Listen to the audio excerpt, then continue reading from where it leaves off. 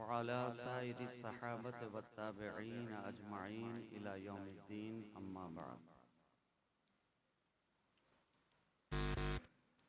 फ़क़द क़ाल अल्लाहु तबारक व तआला फ़िल क़ुरआनिल मजीद वल फ़ुरक़ानिल हमीद। अऊज़ु बिल्लाहि मिनश शैतानिर रजीम। बिस्मिल्लाहिर रहमानिर रहीम। व रफ़अना लका ज़िक्रक। सदक़ल्लाहु मौलानाल अज़ीम व सदक़ रसूलुहुन नबियुल अमीनुल करीम व नहनु अला ज़ालिका लमिनश शाहिदीन व शाकिरीन वल्हम्दुलिल्लाहि रब्बिल आलमीन। गिरामी क़द्र सामईन व हाज़रीन, जुमला मुहिब्बीन व मुख़लिसीन, अस्सलामु अलैकुम व रहमतुल्लाहि व बरकातुहू।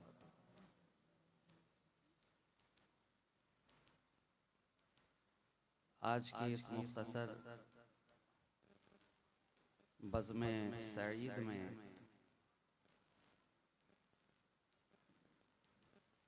जिसे ज़िक्र सरकार रिसालत मआब सल्लल्लाहु अलैहि वसल्लम के लिए आरास्ता किया गया है, इसमें हम और आप हाजिर होकर अपनी दुनिया और आखिरत को संवारने की कोशिश कर रहे हैं। नाते पाक के अशार आपने मुझसे कब्ल समात कर लिए हैं। इशा की अज़ान पुकारी जा चुकी है और आधे घंटे के बाद नमाज का एहतमाम भी होगा। इस दरमियान में मैं बहुत लंबी गुफ्तगू न करना चाहता हूँ और ना ही करने के लिए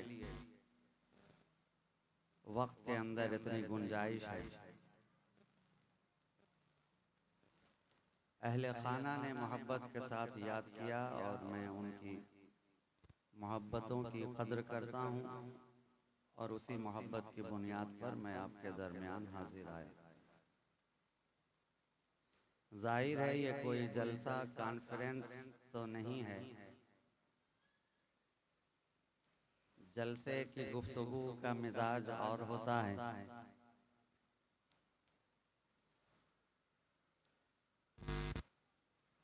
और इन महाफिल में गुफ्तगू का तेवर और लहजा कुछ और हुआ करता है। थोड़ी देर मोहब्बत के साथ आप समात कर लें, मगर इससे कब्ल के गुफ्तगू का सिलसिला जारी हो, नहायत अक़ीदत व मोहब्बत के साथ बारगाह रिसालत व आले रिसालत में दुरूद पाक का हदिया पेश कर लीजिए। अल्लाहुम्मा सल्लि अला सय्यदिना मुहम्मदिन मअदनिल जूद वल करम मंबइल इल्म वल हिल्म वल हिकम व अला आलिहि व अस्हाबिहि व बारिक व सल्लिम सलातों व सलामन दाइमन अलैका या रसूल अल्लाह सल्लल्लाहु तआला अलैहि व आलिहि वसल्लम।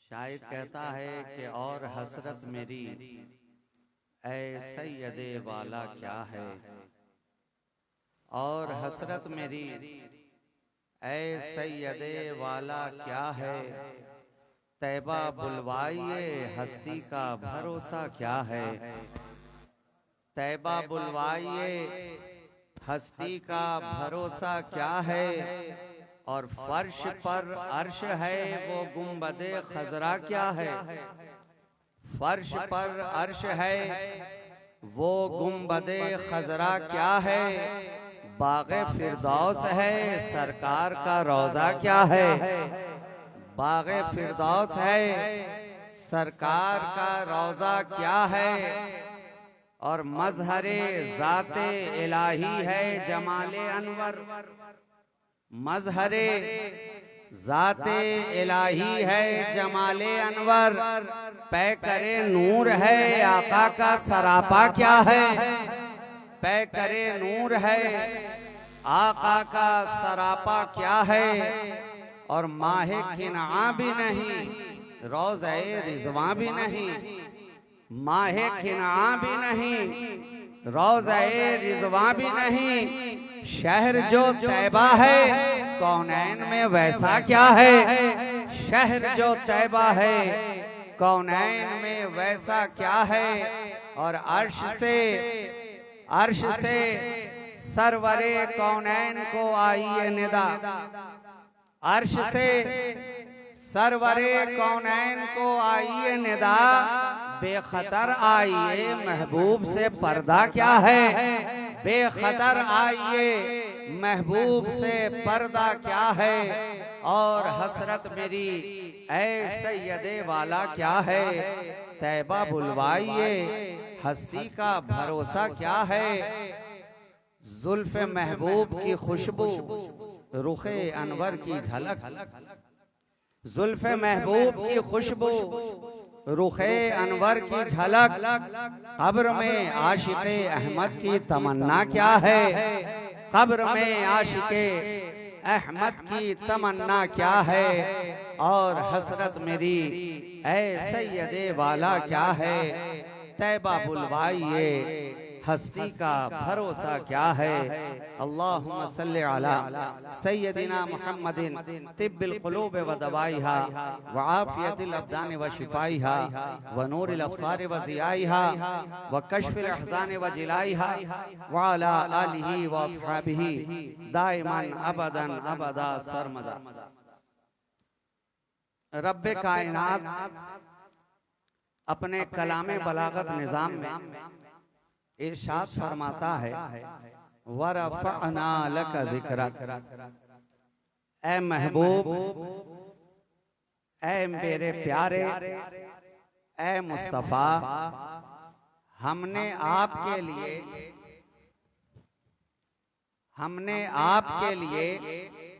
आपके जिक्र को बुलंद कर दिया। कुरान गवाही दे रहा है रब्बे कायनात का फरमाने आलिशान, वरफ़अना लक ज़िक्रक, ऐ मुस्तफ़ा, हमने बुलंद किया आपके लिए आपके जिक्र को। बुलंद करने वाला बुलंद कर रहा है, निहायत आला व अरफा अंदाज में कर रहा है। जिक्रे मुस्तफा हर कोई अपनी इस्तिताअत के मुताबिक कर सकता है, अपने इल्म के महवरो मरकज के अंदर कर सकता है, अपने दायरे इल्म के अंदर रहकर कर सकता है। आप जब किसी की तारीफ करते हैं, किसी का जिक्र करते हैं, तो तब जाकर करते हैं जबकि आपको उसकी मार्फत हासिल हो, आपको उसकी पहचान हासिल हो, आप उसे जानते हो, पहचानते हो। मगर ये जिक्र उस ज़ाते गिरामी का हो रहा है जिसकी हकीकत को दुनिया के अंदर कोई जानता ही नहीं है। ये जिक्र उस वाला सिफात का हो रहा है जिसकी हकीकत को कोई दुनिया वाला जानने का दावा कर ही नहीं सकता है। जिसने भी किया, जहां तक उसकी हिम्मत थी वहां तक किया, जहां तक उसकी इस्तिताअत थी वहां तक किया, जहां तक उसकी बुलंदी रिफात थी वहां तक किया, जहां तक उसका इल्म इजाजत दे रहा था उसने वहां तक किया। इसलिए कि हकीकत मुस्तफा की खबर किसी दुनिया वाले को नहीं है। हकीकत मुस्तफा कोई दुनियादार जानता नहीं नहीं है। हम जब भी करेंगे अपने इल्म के मुताबिक जिक्र करेंगे, हम जब भी करेंगे अपनी इस्तिताअत के मुताबिक जिक्र करेंगे, हम जब भी करेंगे अपनी हिम्मत और हौसले के मुताबिक नबी का जिक्र करेंगे, तभी तो आका ने फरमाया या अबा बकरीन लम यारिफनी हकीकतन गैरो रब्बी, ऐ अबू बकर मेरी हकीकत को मेरे रब के अलावा कोई जानता ही नहीं है। अरे तो जब साथ साथ रहने वाला दिन रात जो नबी के साथ रहा, सुबह शाम जो नबी के साथ रहा, सफरो हजर में जो नबी के साथ रहा, मक्का और मदीना में जो नबी के साथ रहा, हिजरत की रात जो नबी के साथ रहा, रज़्म और बज़्म में जो नबी के साथ रहा, खलवत और जलवत में जो नबी के साथ रहा, गार के अंदर जो नबी के साथ रहा, बाजार के अंदर जो नबी के साथ रहा, इतना साथ रहने वाला जब नबी की हकीकत को जान ना सका तो 1400 साल बाद आने वाला नबी की हकीकत को कैसे जानेगा? क्या पता चला? हकीकत मुस्तफा कोई जानता नहीं है, न जान सकता है। जिसने भी कहा अपने मुताबिक कहा, जिसने भी कहा अपने इल्म के मुताबिक कहा, तो अब उसके जिक्र को बढ़ाने वाला कोई दुनियादार ना रहा। इसलिए कि दुनियादार चाहे भी तो ना नबी के जिक्र को बढ़ा सकता है, ना उनकी अजमतों को घटा सकता है। बढ़ाएगा वही जिसने बनाया है। बढ़ाने का हक उसी को है जिसने बनाया है। बनाने वाला खुदा, भेजने वाला खुदा, तैयार करने वाला खुदा, नूर से बनाने वाला खुदा, बशीर बनाने वाला खुदा, नजीर बनाने वाला खुदा, सिराज मुनीर बनाने वाला खुदा, दाइये इल्लाह बनाने वाला खुदा, नबी बनाने वाला खुदा, रसूल बनाने वाला खुदा, इल्मे गैब अता करने वाला खुदा। तो क्योंकि उसे उसकी हकीकत मालूम है, इसलिए तो नबी के जिक्र को किसी दुनियादार ने नहीं बढ़ाया, बल्कि खुद परवरदिगार ने बढ़ाया। परवरदिगार ने बढ़ाया और अपने कलाम बलागत निजाम में इरशाद फरमाया, वरफ़अना, हमने बढ़ाया, हमने बढ़ाया, ताकि किसी दुनियादार को ये मुगालता ना हो जाए कि हम जो महफिल सजाते हैं तो नबी के जिक्र को हम बुलंद कर रहे हैं। किसी आने वाले खतीब के दिल के अंदर ये बात, ये शक व शुबहा पैदा ना हो कि हम दिन रात नबी नबी कर रहे हैं तो हम नबी के जिक्र को बढ़ा रहे हैं। किसी नात खां के दिल के अंदर ये बात पैदा ना हो कि हम दिन रात नबी की मधोसना कर रहे हैं तो हम नबी के जिक्र को बढ़ा रहे हैं। न सुनने वाला सोचे कि हम महफिल में आ रहे हैं तो हम नबी के जिक्र को बढ़ा रहे हैं, न बोलने वाला समझे कि हम बोल रहे हैं तो हम नबी के जिक्र को बढ़ा रहे हैं। कुरान ने मिजाज दे दिया, अरे न तूने बढ़ाया है न तू बढ़ा सकता है। वरफ़अना, जिसने भेजा उसने बढ़ाया। वरफ़अना, हमने बढ़ाया, हमने रिफ़ात अता की, हमने बुलंद किया। खुदा फरमा रहा है, लका, तुम्हारे लिए,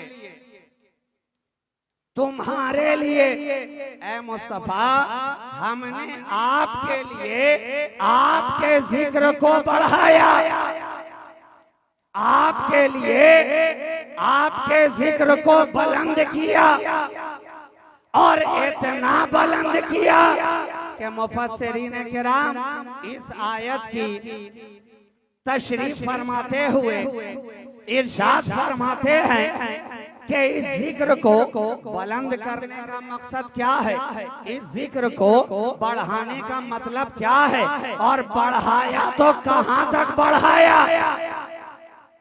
कहाँ तक बढ़ाया।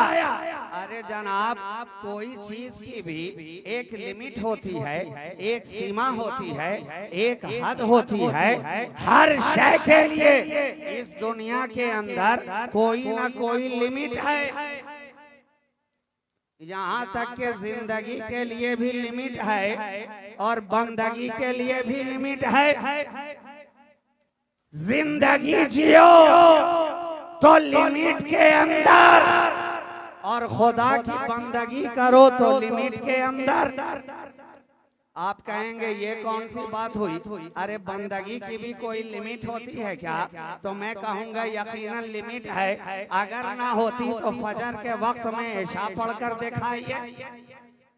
अगर लिमिट ना हो तो इशा के वक्त में फजर पढ़कर दिखाइए, असर के वक्त में मगरिब पढ़कर दिखाइए, मगरिब के वक्त में जोहर पढ़कर दिखाइए। क्या पता चला बंदगी के लिए भी लिमिट है, फजर के लिए वक्त की एक लिमिट है, जोहर के लिए वक्त की लिमिट है, असर और मगरिब के लिए एक लिमिट है, इशा के लिए एक हद है। अरे 12 महीने हैं साल के अंदर, मगर एक महीने का रोजा रमजान के अलावा कोई रजब में रखकर दिखाए।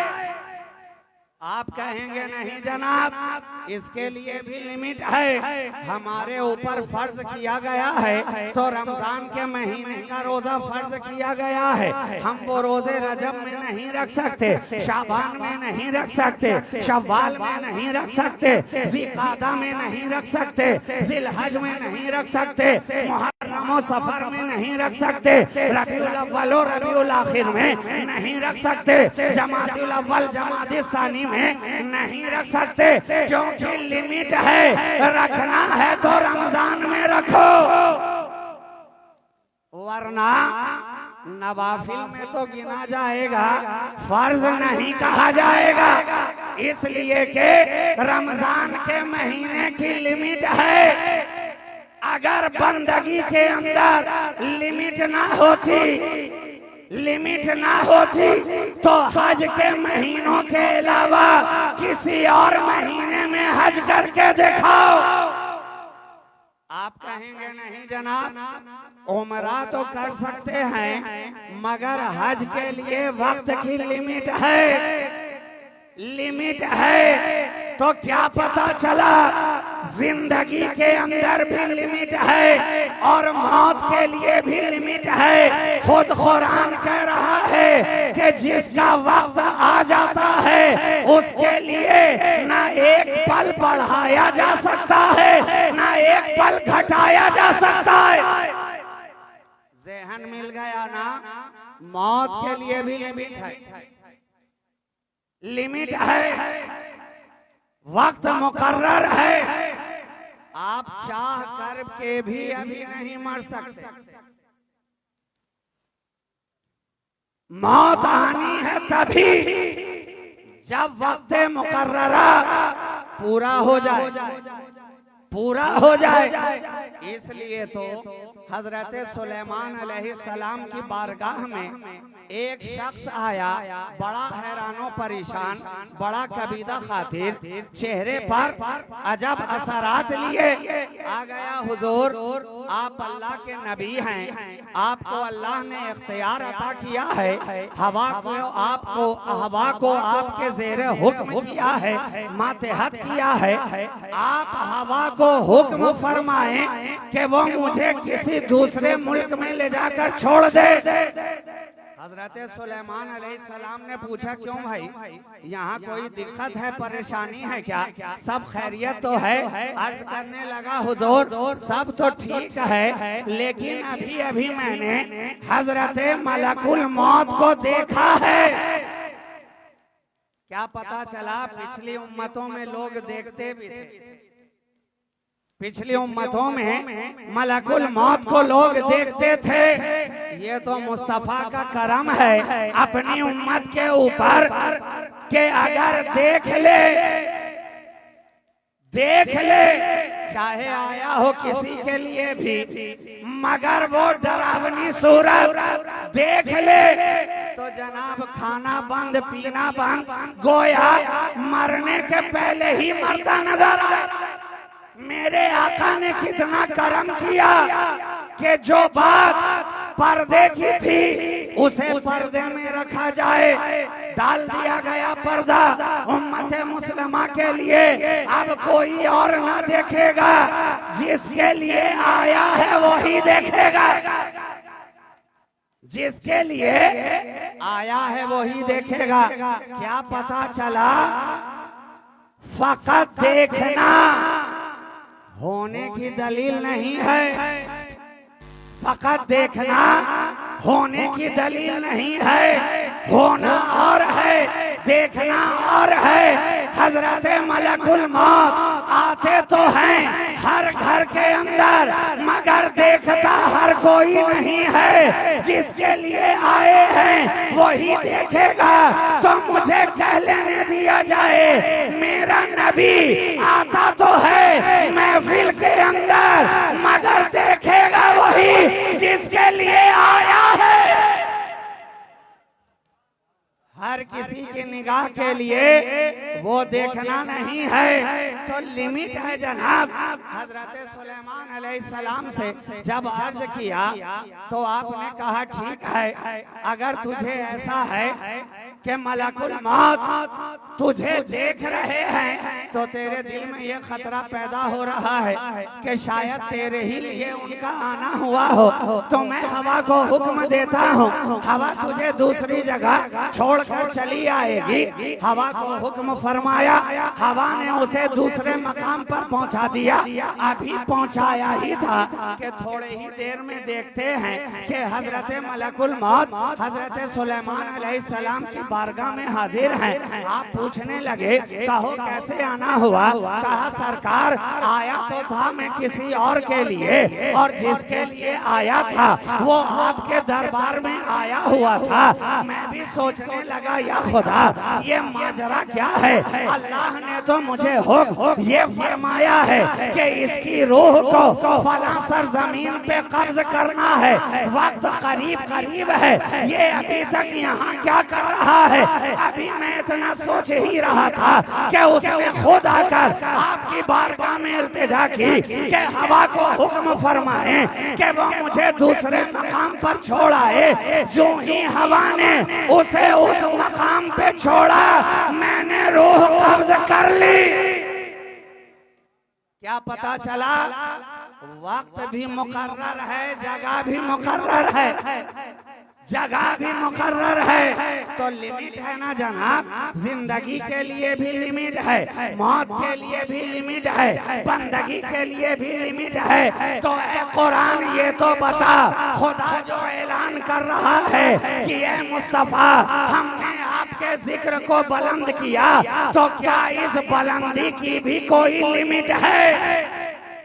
क्या इस बुलंदी की भी कोई लिमिट है? दुनिया के अंदर हमने तो जिसका भी जिक्र देखा, हर एक के लिए एक लिमिट है। मुफस्सिरीन किराम ने फरमाया कि इसका मतलब ये है, बुलंद करने से मतलब ये है, मुराद ये है, मफहूम ये है कि इज़ा ज़ुकिर तो ज़ुकिरत मई।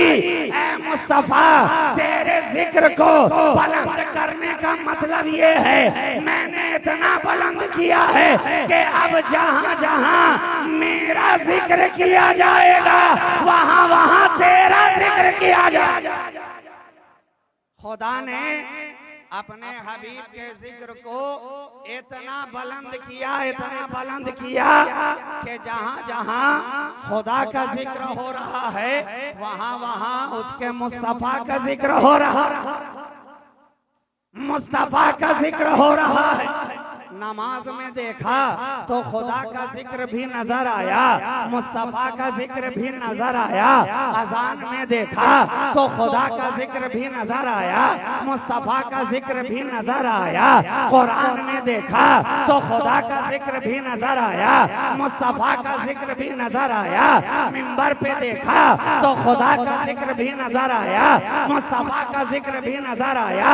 खुतबा में सुना तो खुदा का जिक्र भी नजर आया, मुस्तफा का जिक्र भी नजर आया। महफिल मिलाद में आए, कुरान की तिलावत भी हो रही है, नबी का चर्चा भी हो रहा है, हम्द के शेर भी पढ़े जा रहे हैं, नाते मुस्तफा भी सुनाई जा रही है, खुदा का जिक्र भी हो रहा है, मुस्तफा का जिक्र भी हो रहा है, दुरूद पढ़ रहे हैं तो खुदा का जिक्र भी हो रहा है, मुस्तफा का जिक्र भी हो रहा है। शुरू किया रब के जिक्र से, अल्लाहुम्मा सल्ले अला। शुरू किया लफ्ज़ अल्लाह से, अल्लाहुम्मा,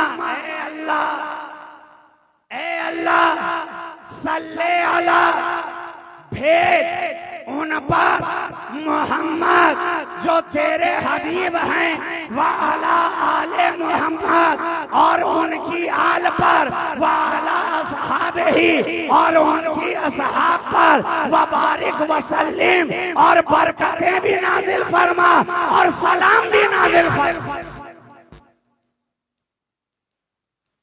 अब यहाँ भी एक अजीब नुक्ता है। खुदा ने तो हमें कहा था, ऐ ईमान वालों तुम भेजो। खुदा ने, कुरान ने पैगाम यही दिया था ना, इन्नल्लाह व मलाइकतहु युसल्लूना अलन नबी, बेशक अल्लाह और उसके सारे फरिश्ते दुरूद भेजते हैं नबी पर। या अय्युहल्लज़ीना आमनू, ऐ ईमान वालों, सल्लो, तुम भी भेजो उन पर दुरूद, वसल्लिमू, और साथ में सलाम भी भेजो, तस्लीमा, जैसा भेजने का हक है, जैसा भेजने का हक है वैसा भेजो। तो कुरान ने तो कहा था, ईमान वालों तुम भेजो, तुम भेजो। और जब हमारे भेजने की बारी आई तो हमने क्या कहा, अल्लाहुम्मा सल्ले अला, ऐ खुदा तू भेज,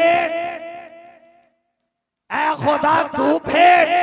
अजीब माजरा है जनाब, कुरान कह रहा है तुम भेजो और हम कह रहे हैं खुदा तू भेज। वो हमें कह रहा है भेजने, हम उन्हें कह रहे हैं भेजने। आखिर वजह क्या है? वजह आयत करीमा के आखिरी टुकड़े ने बता दिया, जैसा भेजने का हक है तो हम हक अदा करें तो कैसे, जिसकी हकीकत ही हमें मालूम ना हो उसका हक अदा कैसे किया जाए। तो ऐ खुदा तू मुस्तफा की हकीकत को जानता है, हमारी तरफ से तू भेज ताकि भेजने का हक अदा हो जाए, भेजने का हक अदा हो जाए। भेजा इस अंदाज से कि जहां जहां खुदा का जिक्र होता नजर आया वहां वहां मुस्तफा का जिक्र हो रहा है। इतना बुलंद किया। और आखिरी बात कहकर अपनी गुफ्तगू मुकम्मल कर दूं, वरफाना, हमने भेजा लका, आपके लिए जिक्र, आपके जिक्र को हमने आपके लिए आपके जिक्र को बुलंद कर दिया। इतना बुलंद किया कि जहाँ जहाँ जिक्र खुदा वहाँ वहाँ जिक्र मुस्तफा।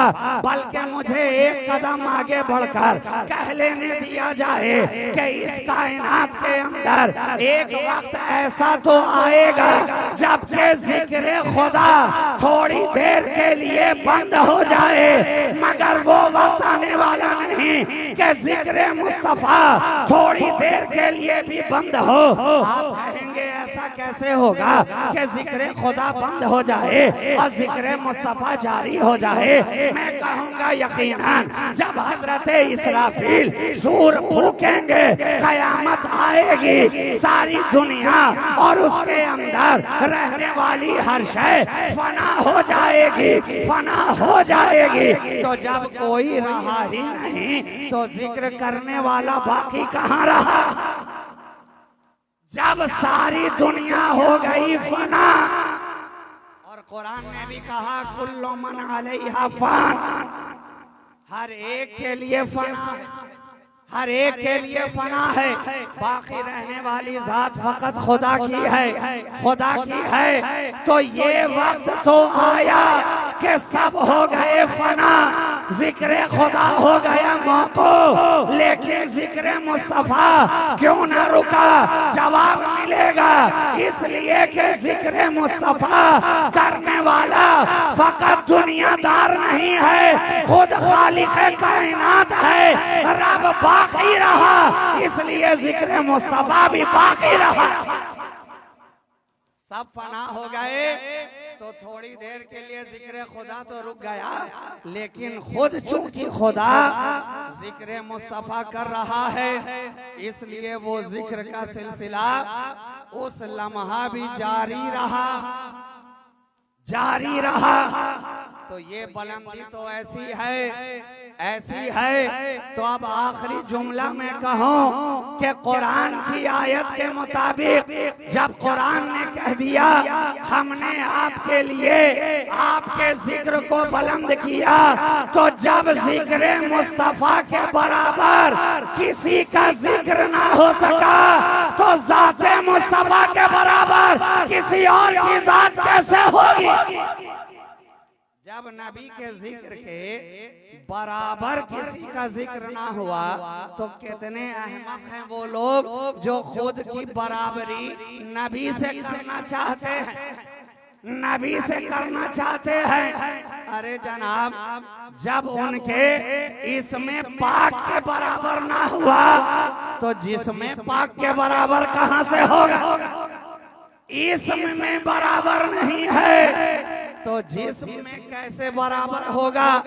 अरे सारे वजूद मुस्तफा की बात तो छोड़ दीजिए, जिस्म का एक हिस्सा है ये बाल, जिस्म का हिस्सा है, और जब इसे कटा दें जिस्म से जुदा हो जाए, सर से जुदा हो जाए तो इसकी कोई कदर कीमत बाकी रहती है क्या? आप कहेंगे नहीं। हजाम ने तराशा और कूड़े करकट पे फेंका हुआ नजर आया, कोई कौड़ी के भाव भी लेने के लिए तैयार नहीं। जिस्म ही का तो हिस्सा है, मगर देखिए जिस्म में फर्क कितना है, फर्क कितना है। आप जब अपने बाल को तरशवाते हैं तो कूड़े करकट पे फेंके नजर आते हैं, और एक मेरा नबी है कि जब हजाम आपके जुल्फे मुबारक को तराश रहा है तो सहाबाए किराम की जमात नबी के गिरदा गिर्द नजर आ रही है। आपके जिस्म अनवर से तराशीदा होकर बाले मुबारक जब जुदा होते हैं तो जमीन पर गिरने से पहले नबी का कोई ना कोई सहाबी हाथ बढ़ाकर उसे अपने हाथों में लेता नजर आ रहा है। कोई अपनी जेब में रख रहा है, कोई अपने सर में रख रहा है, कोई अपनी टोपी में रख रहा है, कोई अपने रुमाल में रख रहा है। पता तेरे बाल को कभी किसी ने अपने सर में रखा? जवाब होगा नहीं। बड़ा फर्क है, फर्क है। नबी की बात करते हो, यहाँ तो बाल बाल का फर्क है, और बाल से आप कहते हैं बाल बराबर फर्क है, बाल बाल का फर्क है, और बाल से भी बारीक फर्क है, फर्क है। तो अब मैं कहूँ कि जब बाल बाल बराबर ना हुआ तो नबी की आल दूसरी आल के बराबर कहां से हो? फर्क है। जब बाल बाल में इतना फर्क है तो आल आल में भी बड़ा फर्क है। इसलिए तो सारा जमाना एक तरफ नजर आता है और नबी का घराना एक तरफ नजर आता है। फर्क है, फर्क है। सहाबाए किराम हाथों को बढ़ाते हैं, नबी के बाल मुबारक को महफूज कर लेते हैं। हजरत उम्मे सलमा उम्मुल मोमिनीन रज़ियल्लाहु ताला अन्हा, नबी की पाक ज़ौजाए मोहतरमा, हम मोमिनों की माँ, उनके पास भी नबी के बाल मुबारक महफूज किए हुए हैं। सहाबाए किराम की जमात में जब भी कोई बीमार होता है दौड़ा चला जाता है उम्मुल मोमिनीन के दरबार पर। मैंने सहाबा की मुकद्दस जमात से रुककर पूछा, ऐ सहाबाए किराम, क्या कोई तबीब नहीं है? क्या कोई डॉक्टर नहीं है? क्या कोई फिजिशियन नहीं है? अरे तबीब है, हकीम है, अतिब्बा है, तो आप बीमार पड़ने के बावजूद हकीम के पास क्यों नहीं जाते? तबीब के पास क्यों नहीं जाते? कहा, अरे नादान, जानता नहीं है, जब हमारे पास रब का हबीब है तो फिर तबीब की क्या जरूरत है? वही हमारा तबीब भी है, वही रब का हबीब भी है। उम्मुल मोमिनीन की चौखट पर हाजिर हो गए सहाबाए किराम। ऐ उम्मुल मोमिनीन, उम्मुल मोमिनीन, गुलाम हाजिर है। कहो कैसे आना हुआ? कहा बड़े दिन हो गए, बीमार हैं, तबीयत अच्छी होती ही नहीं है। इस तरह बीमारी ने जकड़ लिया है कि कोई दवा कारगर ही नहीं होती। अच्छा ठीक है, पानी का एक प्याला ले आओ। पानी का प्याला लाया गया। नबी की जुल्फे मुबारक जो आपके पास महफूज थी, आपने उस डिब्बी को पानी के अंदर डाला, डिब्बी बाहर निकाल ली, वापस जगह पे रख दिया। बीमार ने प्याला उठाया, पानी पी लिया, चलता बना। मैंने आगे बढ़कर पूछा, ऐ पीने वाले ये तो बता हालत क्या है, कैफियत क्या है? कहा जब तक पिया न था बीमार नजर आ रहा था, जब पी लिया है तो अब मसीहा नजर आ रहा है, अब रश के मसीहा बना नजर आ रहा है। अब बीमारी कहाँ है? अब तो तबीयत के अंदर कैफो सुरूर है, अब तो तबीयत के अंदर अजीब उमंग है, तरंग है। ये नबी के बाले मुबारक का एजाज है कि वो बाल